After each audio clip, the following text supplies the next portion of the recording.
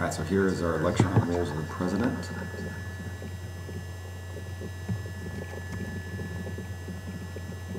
And we are going to, as we've typically done, spend a little bit of time going through each particular slide. There will be questions on this that you'll just drop into the Dropbox. And this particular lecture, we use some terminology where we call the president the chief of things. And again, I think for the most part we know that he's the commander-in-chief in charge of the armed forces. But we can also use that term to describe him in other roles. So here we go. The president is the chief of state. And you know, when our country was founded, we did not want a king or queen. And yet, when you're in charge of the country, there are some roles where you sort of become what we may think of as a king or queen.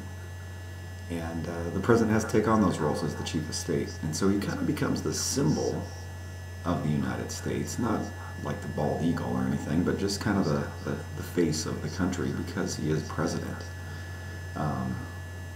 You know, something, part of this is representing the United States at occasions and ceremonies.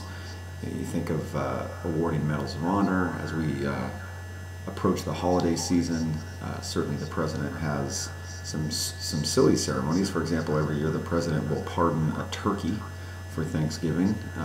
And again, I don't know why I remember that or why that's that big of a deal, except my mom made us watch it every year. I don't know that it's televised anymore, but the turkey pardoning was always very interesting to my mother. So, you know, we did that. But again, you're going to see during the holidays they'll have awards. They do a special show with some of the elite musicians at the Ford Center here in Washington, D.C. So things like that. We've also seen presidents, you know, throughout the first pitch, the first baseball game of the season, could be going to the Olympics, that type of things.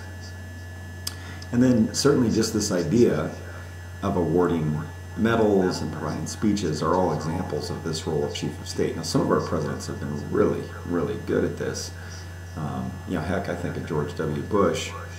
Man, he was just so good in this role, and part of that was because he just seemed like it could have been one of us. He seemed very natural in it, and also he just seemed, you know, very likable. You know, we watched him at the Olympics in China, you know, playing volleyball with Misty May, and then playing catch with the women's softball team, and you know, it kind of makes us feel good about our president. So that's the role of chief of state, and you know, again, certainly an important role. The biggest thing is, and you know, the president is the head of the executive branch of government. So as the chief executive, this is where most of the daily activity comes from. He is basically the CEO of the United States of America. And so he runs the federal government and the 15 executive departments that fall within it.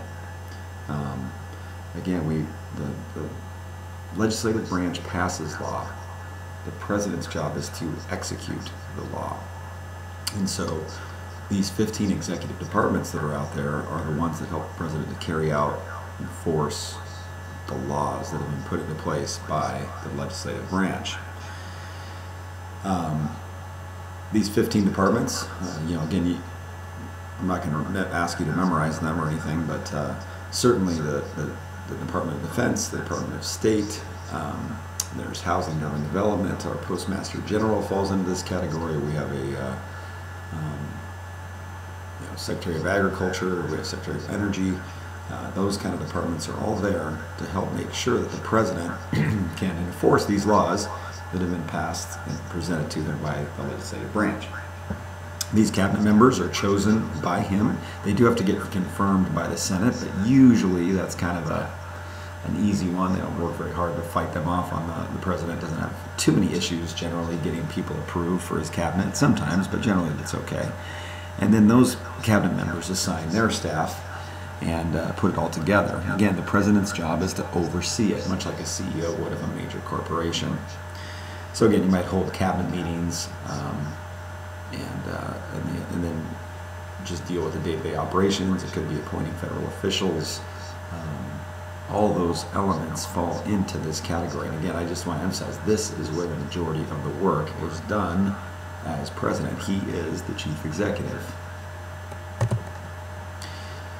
Just kind of as a picture, I mean, I'm sure you guys have seen it, but here's the White House. The offices of the executive branch are found in the White House and the federal buildings throughout Washington, D.C. So, you know, you can, again, I've never been to Washington, D.C. I'm hoping to go potentially this summer, but ultimately, you know, having not been there, but again, these buildings, if you look at maps or if you've been there yourself, you know, are scattered around. You know, there's the Department of Agriculture, there's Department of Commerce, there's Department of Energy, obviously the Defense Department's at the Pentagon. But all those areas are in Washington, D.C., and the president can go to them and get these, you know, this is where that work is done. The president is our chief diplomat. All the foreign policy that goes on is generally handled by the President of the United States. This could include meetings with foreign ministers. It could include hosting state dinners for certain members. Just recently, President Obama went out and met with what they call the G20 countries, which is primarily like the Pacific Rim nations, Canada, Mexico, United States, and then some of Central and South America. Anyways, they will have these meetings, and obviously the president would attend as if they want him to go. But then also all of our ambassadors throughout the world are assigned and put into office by our president.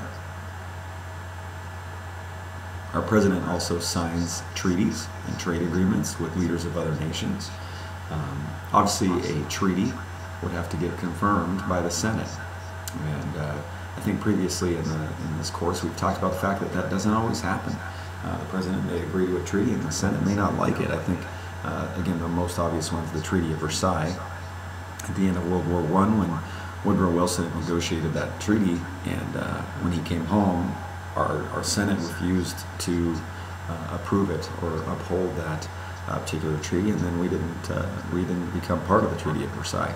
So the president has some role here, but there is some checks and balances put into place to make sure that he's just not doing what he wants, and he's got some other people to sort of make sure he's, you know, doing what the country wants as a whole. So that's out there. And again, this is that role as chief diplomat. I think for many of us, the role of commander-in-chief is the one that we find most important in regards to just, you know, you think about the fact that the president has the keys to the nuclear arsenal, and in fact that's the nuclear bomb. I believe that's Fat Man. If you remember, they have the two bombs that attacked Hiroshima and Nagasaki. That's a picture, I believe, of the Fat Man bomb. Fat Man and Little Boy, the two bombs. And again, I put that picture on there to emphasize the fact that as commander-in-chief and being in charge of the most powerful army in the world, it is a pretty critical thing. In fact, most, you know, when you hear about the president, they'll say he's the most powerful man in the world, and a lot of that has to do with the fact that he's in charge of our armed forces, which again are just very powerful. The president does ultimately have the decisions over where armed forces are to be stationed, where weapons are to be stored. All that kind of thing falls into this category. He is the top of the food chain in this. And one of the things that's changed recently with our commander-in-chief or our president is that for a long period of time, it was pretty much a requirement that they had some kind of military experience. This has started to phase out for a variety of reasons, but some of it's because we just haven't had wars. Now, obviously we just got done in Iraq, but we went through a period of history where we had conflicts we dealt with, but we just didn't have wars, and so there really weren't the leaders that were kind of rolling out of the military into the presidency, or the leaders that gained the recognition, like an Eisenhower or somebody of that nature that you may just have remembered. So again, this has kind of changed. Bill Clinton was our first president that had zero military experience, had no role at all in the military. Obviously, Barack Obama falls into that category. George W. Bush as well, very limited. He was a member of the National Guard as sort of a way to get out of having to go to Vietnam. So for the most part, the presidents recently have not had a military experience, but they still are in charge of the entire military operation. Secretary of Defense certainly falls into this category, and everyone that works at the Pentagon. And then we also have another person called the Chairman of the Joint Chiefs. And that person is the top military commander under the president. So the Secretary of Defense is generally, I would say generally a general, but is typically a general. But the chairman of the Joint Chiefs is the top military commander, so field commander underneath the president. It's a very important role. And many of these, and these people work in Washington, D.C. as well. So that's the role of commander-in-chief. In some respects, the president's the chief legislator. Again, the House and the Senate and Congress, they are the ones that are required to pass law. However, it's difficult for them sometimes because there's 435 congresspersons and 100 senators, and for them to get their agenda passed, you have to put groups of people together in order to get that going. The president can talk to America very quickly. He's in the news quite frequently, and so it gives him the ability to sort of come up with some policy that he may want to get instituted. And so the president, and I wrote here, can propose bills. I mean, he can't write them, but he could, he can get one of the other members of Congress to do this for him, but he can put them out there.